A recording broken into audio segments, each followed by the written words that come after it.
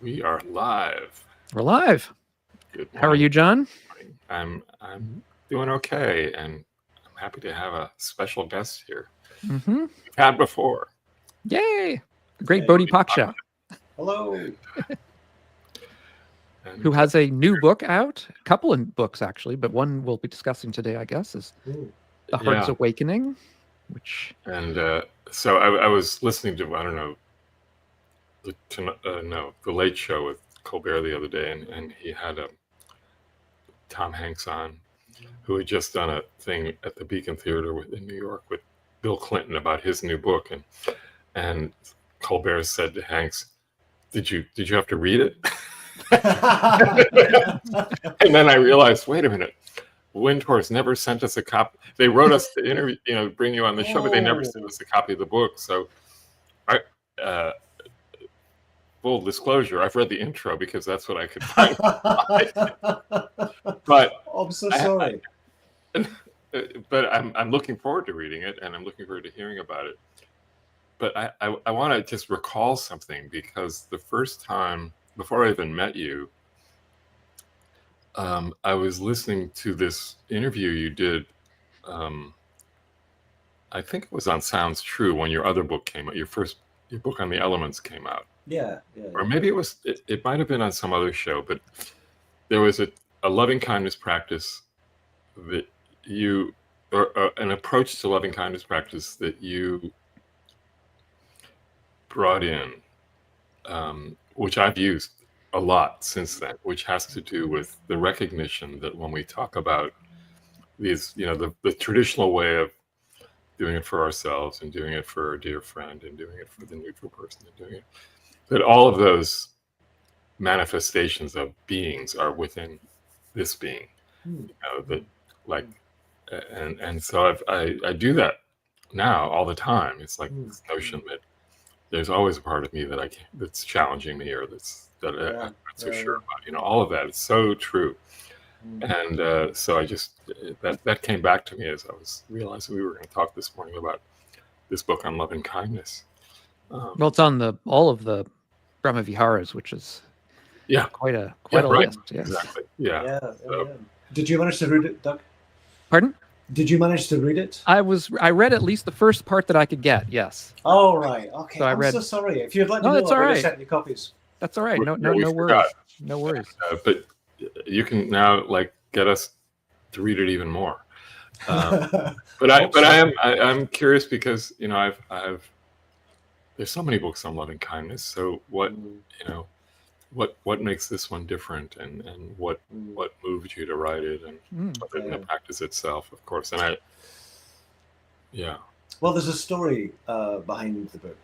It's not like a fascinating story, but it's a story. When I first started kind of gathering an online community around about my website, we wanted, and this was actually happening on Google Plus, if you remember that. Google's attempt to take on Facebook in social media, and a whole bunch of people started, following me on there who had been interested in my work, and it was the first time that I'd really, gathered a whole bunch of people together, and we thought it'd be good to do a meditation challenge. So we did like I think it was maybe 100-day meditation challenge or something, and then after that, people were saying, "Well, what we're going to do next?" And I thought, let's do something on the Brahmavihāras. So I did a program that I called 100 Days of Loving Kindness, which was a bit of a misnomer because it actually was 25 days on each of the Brahmavihāras. And so for the first time, I was sitting down and writing quite a bit about the Brahmavihāras. And the material that I wrote then just kept evolving, and I turned it into a series of courses, and eventually I thought it might be nice to bring this out as a book, because when you go over a topic like the Brahmavihāras over and over again, you start to see it differently. You're teaching it, you're not just sitting on your own thinking about it, but you're presenting this to people, and they're trying to put it into practice in their lives, and they're giving you feedback about what's working for them and what isn't working for them, and they're bringing in new angles maybe that you hadn't thought of before, and that feeds into your practice, and then that feeds into your teaching. And so the whole thing kind of took off, and I think I have some approaches to just loving kindness, just the first of the Brahmavihāras that are maybe a little bit different from the way most people teach it, and definitely when it comes to mudita, which people usually translate as sympathetic joy, there's a distinct shift in my understanding of that practice. And upekkha, oh my God, I struggled with upekkha. It was the one that I found most difficult to find clarity about and was most confusing. And I think I've, again, come up with a slightly different way of looking at the upekkha practice and what that's about. So it's kind of, it's an evolving thing, and it's still evolving. It's one of these things. You write this book, and then people ask you to teach workshops on it, and then you realize all the things in those workshops that, oh my God, I didn't put this in the book. So I'm looking forward to the second edition coming out, when I can put all the really good stuff in. The revised and expanded edition, yes. Oh yeah. Well, probably, hopefully. Yeah. Anyway, go on. No, I was going to say, you mentioned how your interactions with students when you're teaching the Brahmavihāras. Is there any, do you remember any examples of where a student brought something to you that you had not expected, or that taught you something where, let you see something in a different light about the practice, or what didn't work for people, or what did work for people that you hadn't seen before? There are examples. Unfortunately, right now my brain is not able to retrieve any of them. I remember it's little things like the phrases people would use when they were wishing themselves well, when they were practicing self-compassion. And one of my students who was from Ireland, when he was talking to himself, he would refer to himself as darling. And I just thought that was just a really lovely way to talk to himself. If he's having a hard time, this is something that I encourage my students to do, to have a conversation with yourself, to have a conversation with the part of yourself that is hurting. That is basically to talk to your feelings. Mm-hmm. And so he would say things like, yeah, it's okay, darling. I know this is hard right now, but I'm here for you. We're going through this together. So, just little things like that, I remember. And I'm sure there's lots and lots of other examples, but unfortunately, it's too early in the morning. I haven't had the nothing's coming up. I have to bow out for a second because I'm realizing this headphone is losing its juice, and I have to get another. Oops. Talk amongst yourselves. I'll be right back. No worries. No worries. You're up, Doug. I'm up, yes. It's just me. Yeah, no, that's exactly. I'm in a somewhat different situation in the sense that I have my students are online. So, what I get from them is comments rather than a real one-to-one interaction like you can get, which is, I think, in many ways, it teaches more to get somebody in front of you that is actually, trying out the practice and coming back to you, whether with what works or what does not. Yeah. Well, to be fair, most of my teaching is done online as well. I have students all over the world, and most of the courses that I run are in a written format. Occasionally I do videos, but I'm not particularly comfortable doing that because my brain doesn't always produce the words in the right order or the right words. Right, and so I really like being able to go back and rewrite things and get them the way I would like them to be. So I do, most of my courses are writing and guided meditations that I've recorded. But I do find there is something very special about actually being in front of people live. It really feels much more connected and alive, and things come up. That inspiration arises, images come up, thoughts come up that you wouldn't have otherwise.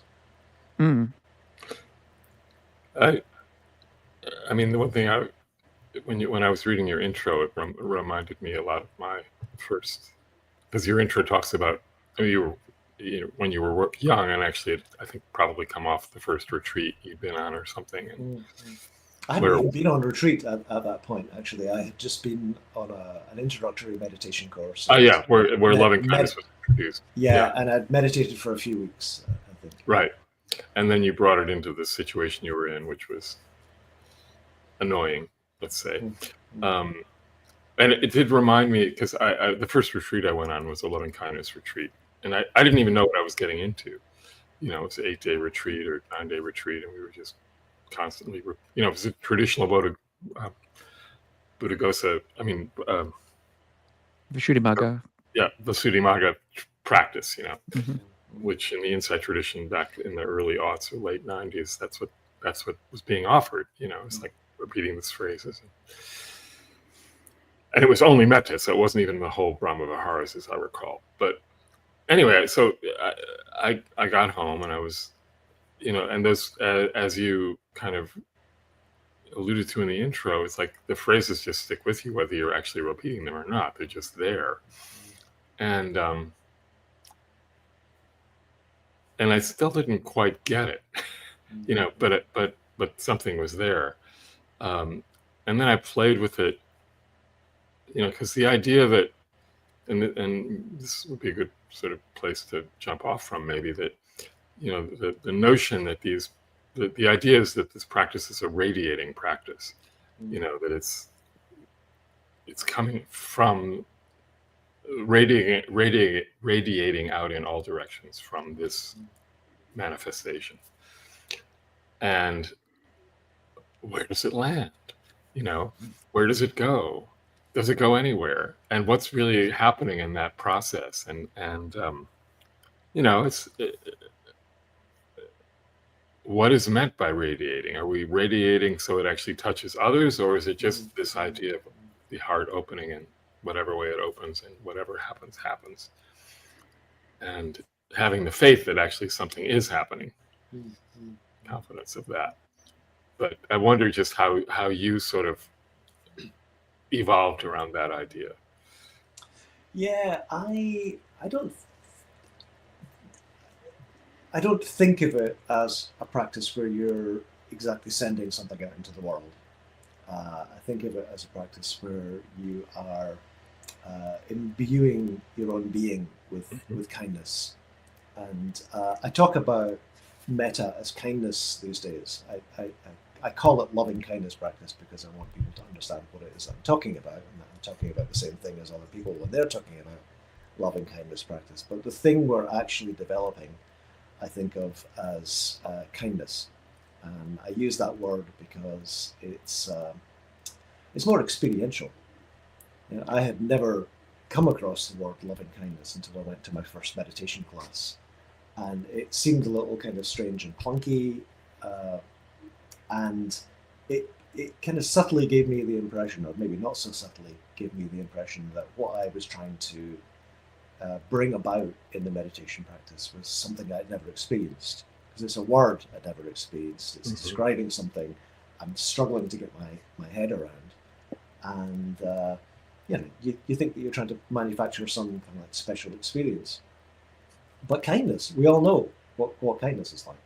Just think about what it's like to be with someone kind. I am right now. I'm with two kind people. So I don't even have to imagine it. But sometimes I just say to people, just imagine you're with somebody really kind. What's that like?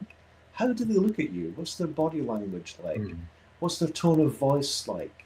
What kind of things are they saying? And so I think of loving kindness as being kindness, and that's what we're doing. It's the practice of just being a bit kinder with ourselves, rehearsing being kind with other people. And I'm very keen on the idea of meditation as rehearsal, so that you're actually affecting the habitual pattern of behavior that you have with those people. And just to go off of that a little bit further, that kind of affects the way that I encourage people, say, to think about the difficult person. Like sometimes, if you're aiming for, like, a nice feeling towards somebody that you don't get on with, maybe you imagine that you've completely transformed your relationship and there's no difficulties between you anymore, and you're full of love for them, and that, I think, can be helpful, and it can change the way that you see them. But what if, when you're doing that stage, the difficult person stage of the loving kindness practice, what if you imagine the person doing the very thing that really annoys you about them? What if you imagine that thing, like maybe it's they roll their eyes or something like that? Maybe you imagine that and you notice the feeling and how unpleasant that feeling is, but you don't allow that feeling to dictate to you how you respond. And you bear in mind that this is another feeling human being in front of you who suffers and who experiences happiness, and all of that is just as real to them as it is to you. What if, in the face of the things that you find difficult about them, you manage to stay with kindness? And I see that as a kind of a rehearsal, so that the next time it happens in real life and you're with this person and they roll their eyes, you've already practiced dealing with that. You've already practiced being kind in that circumstance. Mm.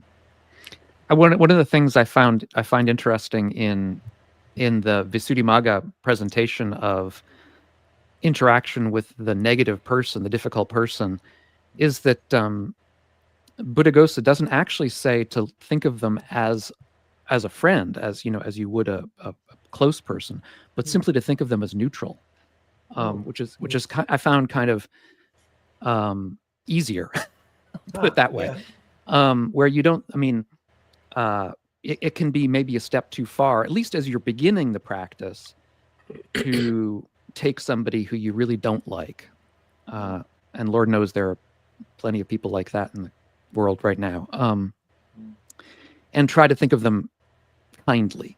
It's hard, at least for me, but I can begin to see my way towards thinking of them just as another person on the street. And I think of that as sort of the first stage. So you begin to think of them, or at least I think of, at least in the Visuddhimagga type practice that I envision, it's to first think of them as a neutral person. And then once you get them into that place where they're a neutral person, then you can change them into a, then you can begin to think of them kindly. So it's sort of a two-step process, at least in my estimation. I mean, I don't know if that works for everybody, but at least it's worked a little bit for me, especially with people who are particularly hard to practice with. Sorry, John, you were going to say something. Well, no, I mean, I always find the conversations around the difficult person to be fascinating. It's like, I can't do this. Well, even though I say, just go with the mildly annoying right now. Yeah, right. But then when you offer it, to all beings, without exception. But then, as you said earlier, Bodhipakṣa, when you realize that whoever it is that you're considering difficult has the same suffers just like the rest of us, and maybe if they weren't suffering, they wouldn't be so difficult. If they knew how to work with their suffering, they wouldn't be so difficult. And so, I mean, it was funny because I had a conversation with a student last night in my Sangha who said, well, I have this friend who's like, he's impossible now. I can't, he's like, something has changed and I don't know how to, I don't know what to do, basically. And I said, well, try loving kindness. Yes, it's just like you don't know what's going on with this person. So, obviously he's suffering. So just try loving kindness and leave it at that. Don't try to change anything. And it was like, oh yeah, it's like he forgot about that practice. Yeah. But what I'm wondering, because for me and I, these qualities of the quality of mindfulness, the quality of loving kindness, these are all present anyway. They're here in us. Yeah. It's just we put these obstacles up. So it's like, how do you see loving kindness, and how does it come out in your book? Loving kindness itself as a mindfulness practice, in the sense that, as we're turning toward whatever we're turning toward, or whoever we're turning toward, we start to kind of observe what our resistance is, and how do we, are they really separate practices, I guess is my point. Because yeah, I mean, I think they are different practices. There's different emphasis, but mindfulness is involved in loving kindness practice. I think a degree of wisdom is involved in loving kindness practice. Faith, all of the spiritual faculties are involved in loving kindness. I'd just like to go back to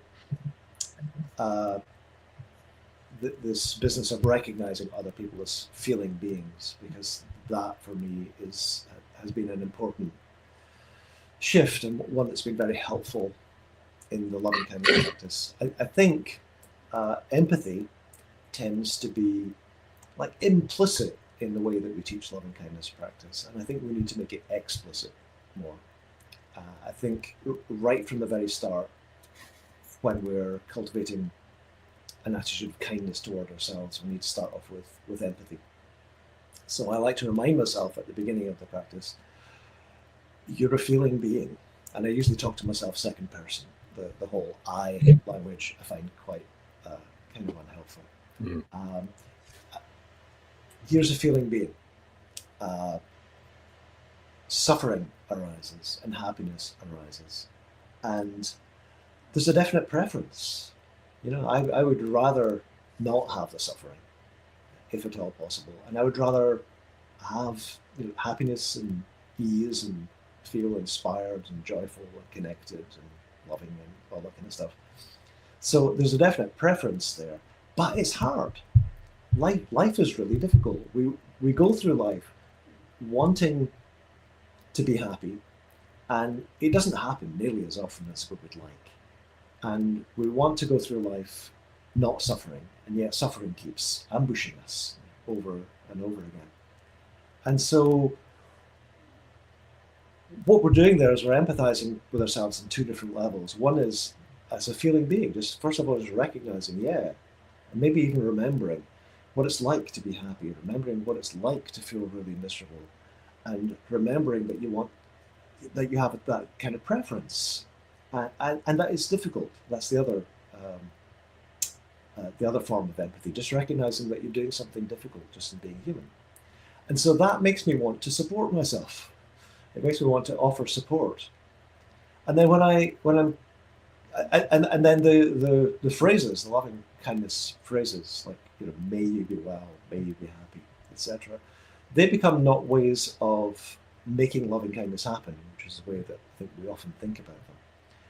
They become expressions of loving kindness, because we've already empathized with ourselves. We want to support ourselves, and we're expressing that support, that encouragement, by saying, may you be well, may you be happy. So the practice is already happening.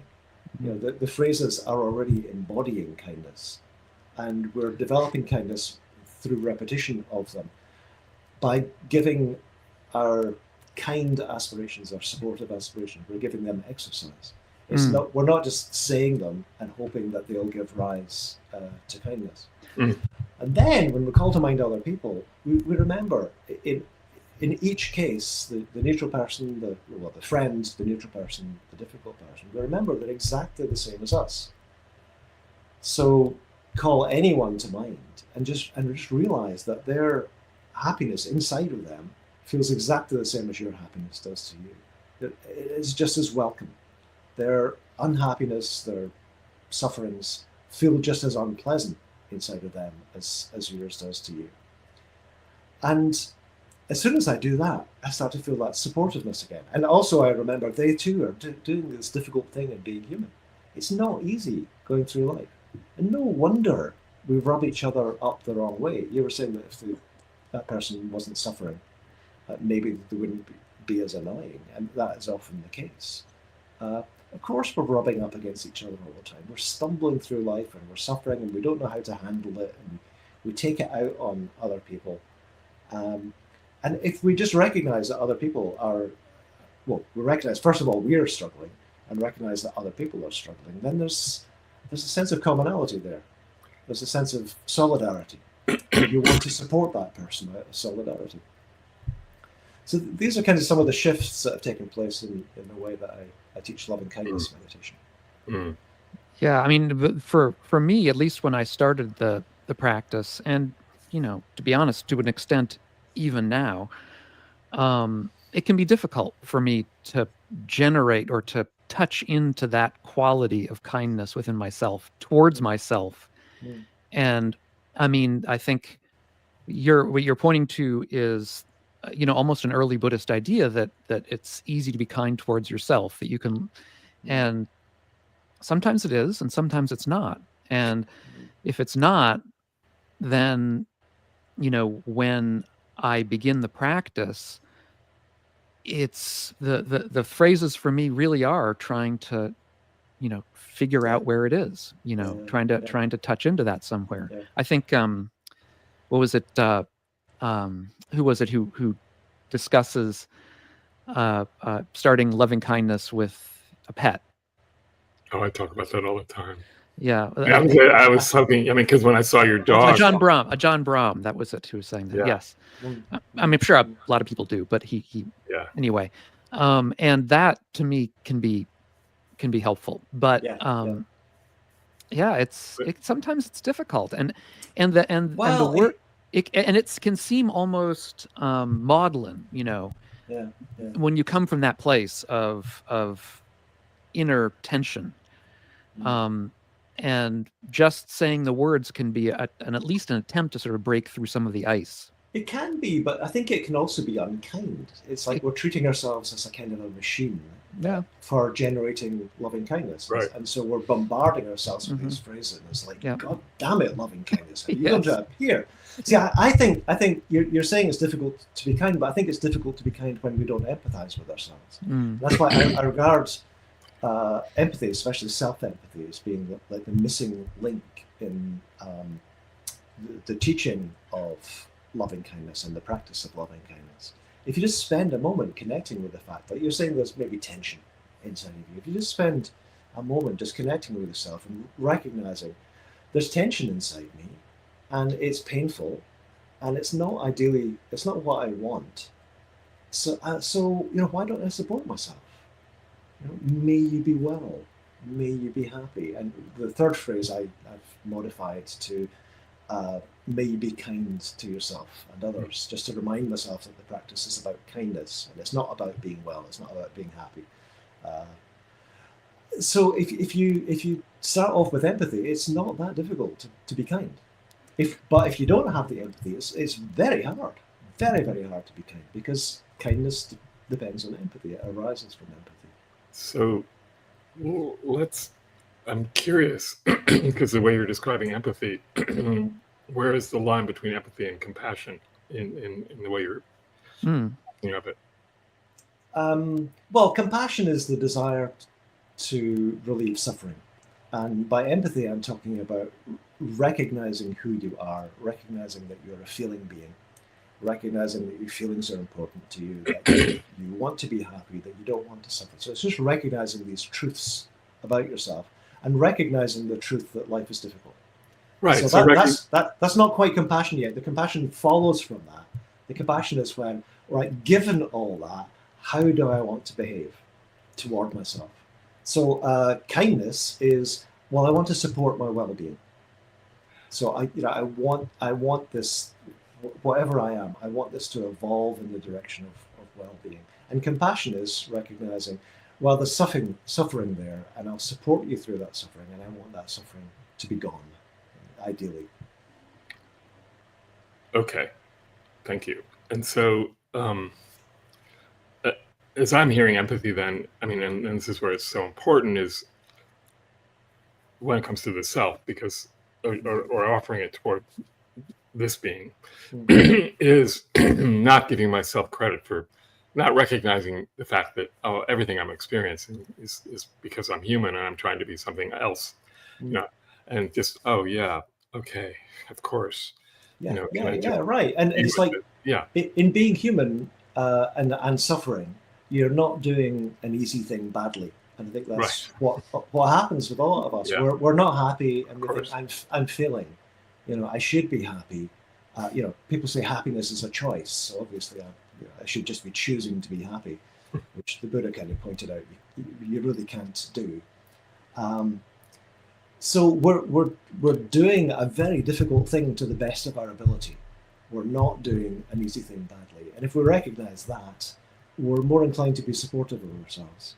So empathy for me is recognition. Compassion is wanting suffering to be gone, or wanting to support somebody through suffering. Often the suffering can't go away, but we can at least support somebody while they're suffering. And do you think empathy has a special place when it comes to the difficult person? Or I should say, compassion has a special place when it comes to the difficult person, because even if it may be hard to think kindly, to generate kind thoughts, we can perhaps generate thoughts of compassion for the fact that if they're being difficult, it's probably because they're suffering.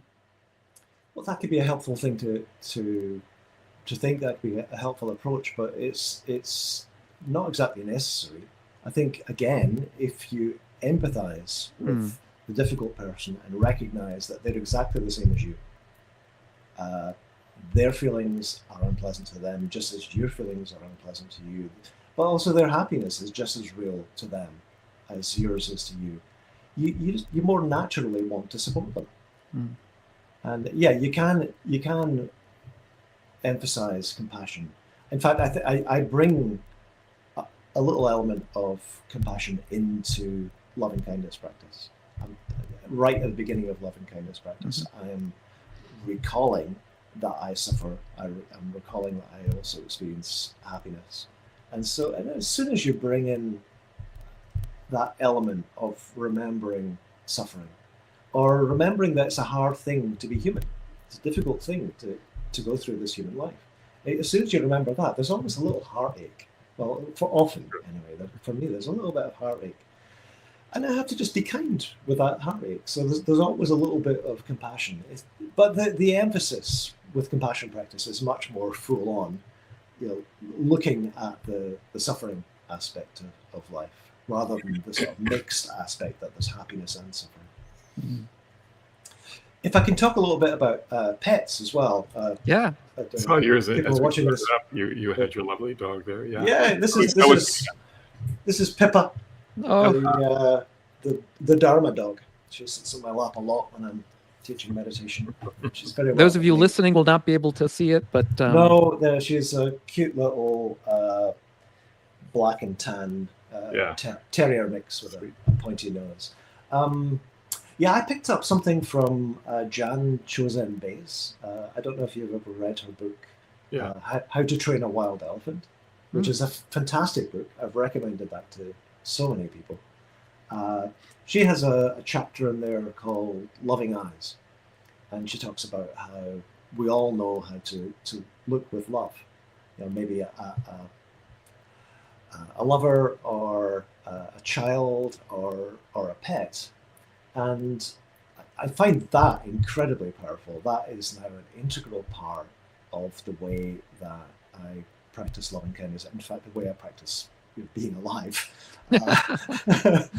I don't even have to think these days about looking at a child. I used to start off mostly with remembering watching my children lying in bed asleep when they were very young. And there's just this sort of sense of heart-opening care and warmth and like protectiveness and cherishing. And the thing about this exercise is that it's not really about the eyes. You're remembering what it's like to look with love, but what's happening is that your attention is becoming kind. Your attention is becoming loving. And whatever you then do with your attention is imbued with kindness. So you turn your inner gaze toward yourself, and you're regarding yourself the same way that you might look at, a beautiful little cute puppy that's lying on your lap during meditation. And my body often feels like that. It's like this soft animal thing that's gently breathing. It's almost like I'm watching my children asleep, and their breathing rising and falling, and I feel the same kind of warmth and cherishing regarding myself as I do when I'm looking at them. So that is something I bring in right at the beginning of the practice. Soft eyes and kind eyes are my two big things, two foundations of practice. Soft eyes, again, it's not about the eyes, but soft eyes begins with relaxing the muscles around the eyes and relaxing the focus on the eyes. And you notice when you're doing that, you're no longer gazing like a flashlight. It's like you're open to your visual field as if it was a gentle warming lamp. And so everything is an awareness. And again, it's not about the eyes, it's about the way you're paying attention. You're now in a more receptive, open mode. And so when you turn your attention toward yourself, it's all there.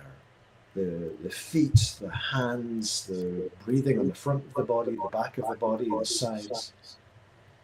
I'm getting a little bit of an echo. But that for me is the basis. I wonder if you guys could mute. I'm getting an echo. Yeah, you are going. It's very hard to speak. Great. It's gone now. Thank you. So I encourage everyone to have soft eyes, to have this more natural, relaxed, restful awareness of your whole being, not just the whole body, but the feelings that are arising and thoughts that are appearing in the mind. It can just all be there. And then we're imbuing that with kindness as well.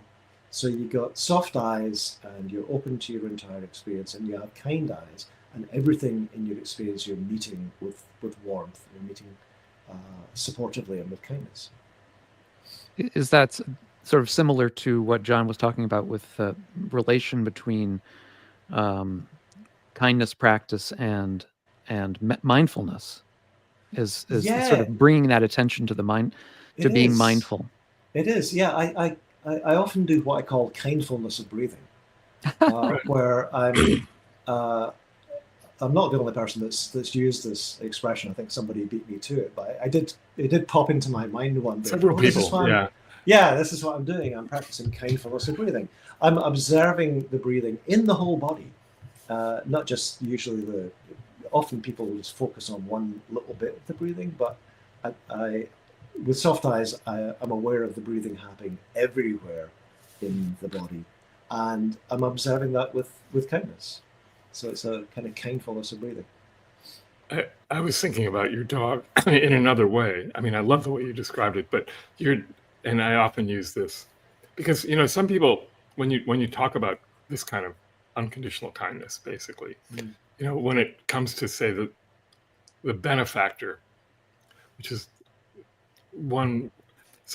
I see the benefactor as being somewhat different than a dear friend. Yeah. For me, a benefactor is somebody who has epitomized this unconditional kindness toward me. And whether it's a grandparent or whatever, an uncle, somebody who's an older, however one looks at it, and it could also be a dog. Yeah. A dog offers you unconditional kindness in so many ways, right? And that it's like, oh yeah, okay. Can regardless of how you are, even if you yell at your dog for some reason, a minute later the dog is still going to love you.